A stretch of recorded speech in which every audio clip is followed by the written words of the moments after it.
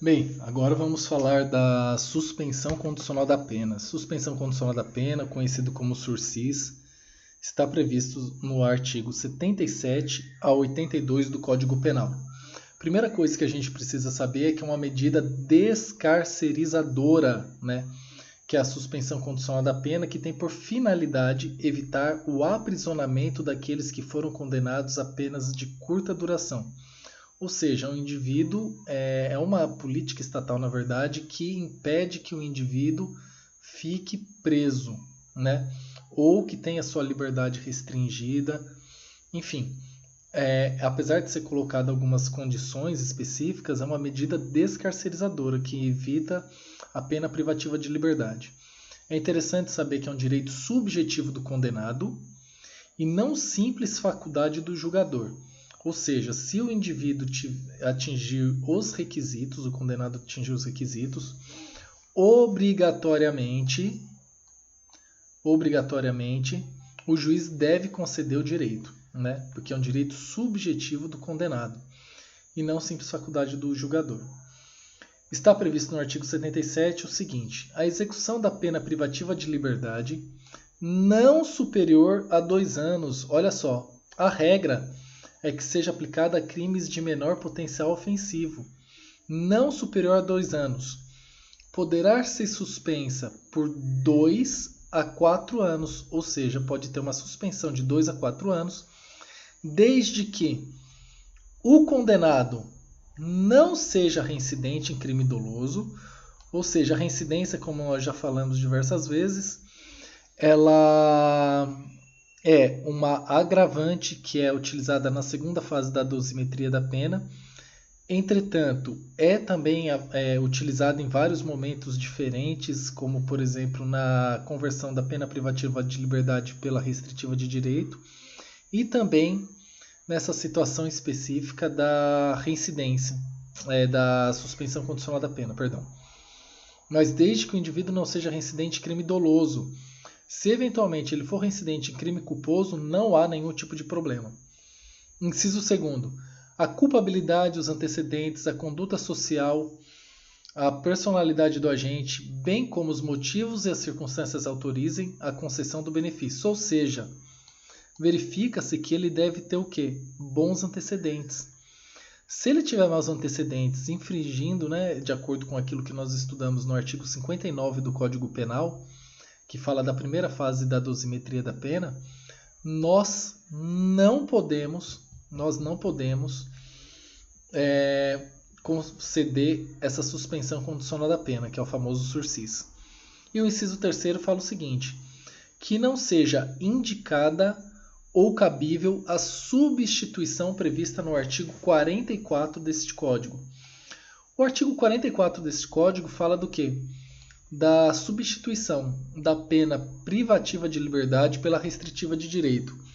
O que nós temos que ter em mente no primeiro momento é que o juiz, quando fizer o cálculo da pena, ele vai utilizar o critério trifásico, né? Utilizando a primeira, segunda e terceira fase. Ele vai chegar a um número, né? Um quanto da pena, vai analisar posteriormente qual que é o tipo de pena que é previsto, se é reclusão ou detenção. Aí sim, ele vai analisar aquela tabela, né, de patamares, que vai de até 4 anos, depois de 4 a 8, depois superior a 8, e vai verificar a situação de reincidência. Aí sim, vai fixar a pena no regime aberto, semiaberto ou fechado, a depender do caso concreto.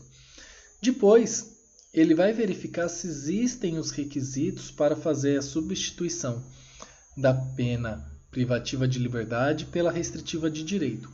Se houverem os requisitos da pena privativa de liberdade para a substituição da pena privativa de liberdade pela restritiva de direito, o juiz faz essa substituição. Caso contrário, ele vai analisar se existe a possibilidade de se aplicar o sursis, que é o que nós estamos estudando agora, que é a suspensão condicional da pena. Então, em primeiro lugar, nós priorizamos a conversão da pena privativa de liberdade em restritiva de direito e, caso não seja possível e desde que atenda os outros requisitos, nós utilizamos a suspensão condicional da pena, que é o sursis. É interessante também que existe o sursis, que nós estávamos falando que é o sursis do caput, né? Pena imposta não superior a 2 anos. É para qualquer condenado, pode ser para qualquer pessoa. E tem um período de prova de 2 a 4 anos. Mas o que seria esse período de prova? O período de prova é o tempo que o indivíduo fica em observação, em que o juiz ele ficará observando aquele indivíduo para ver o seu comportamento, para ver se ele atende os requisitos, para aí sim ele pegar e aplicar, né, verificar se ele cumpriu aquele tempo, e assim que ele cumpriu o tempo e os requisitos, haver a extinção da punibilidade. No caso dessas situações específicas da pena imposta não superior a 2 anos, ele ficará no período de prova de 2 a 4 anos. Entretanto, existe também o sursis etário ou humanitário, que está previsto no artigo 77, parágrafo 2º, que tem a seguinte redação. A execução da pena privativa de liberdade, não superior a 4 anos, poderá ser suspensa por 4 a 6 anos, desde que o condenado seja maior de 70 anos de idade ou razões de saúde justifiquem a suspensão. Ou seja, aqui nós verificamos que existe uma vantagem.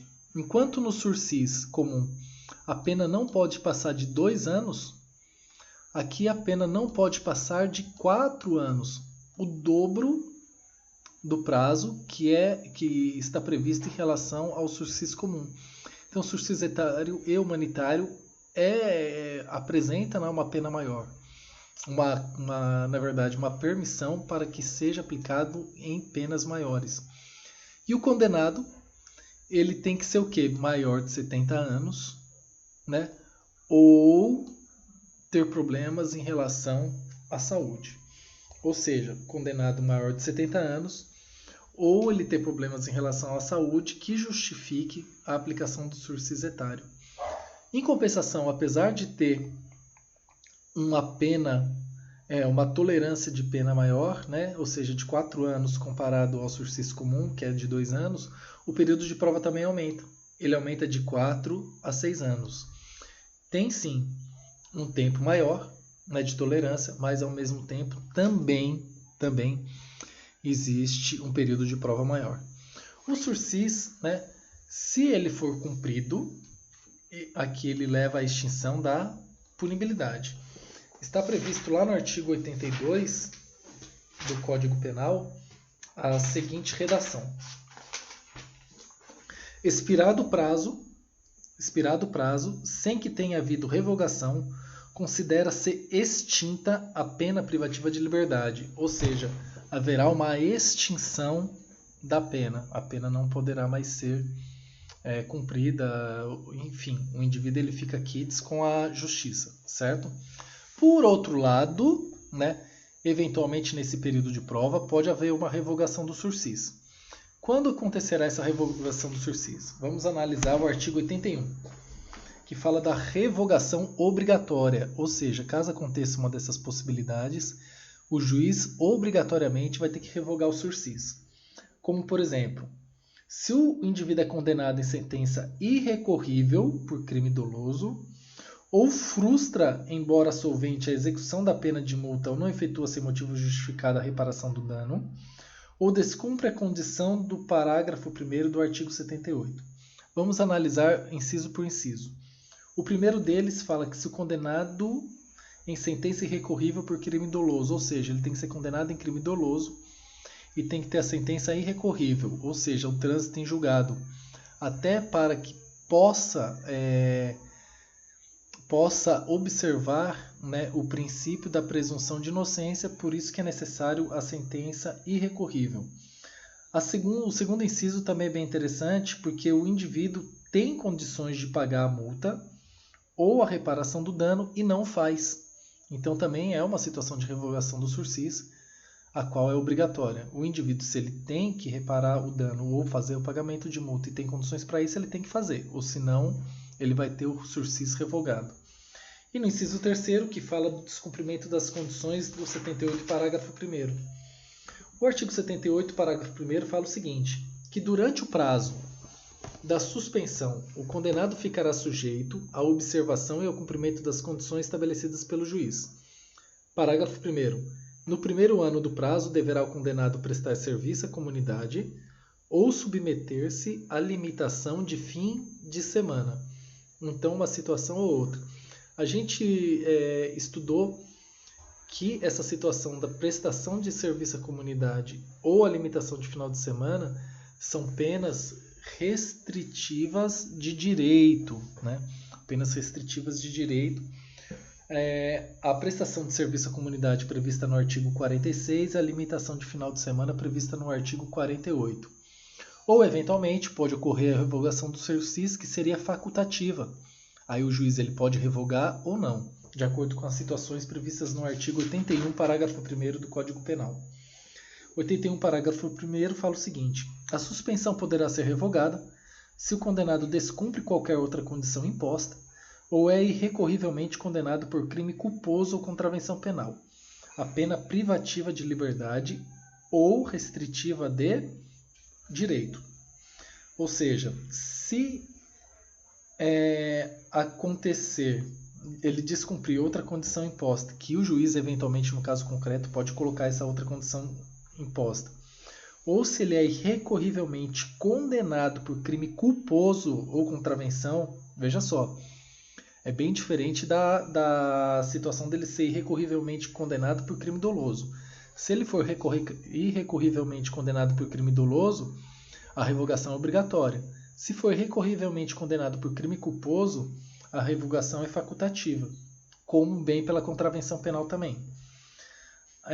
Aí, nesse caso, poderá haver a revogação facultativa e o juiz, né, pode, eventualmente, a depender do caso concreto, não revogar o sursis ou revogar, a depender do caso.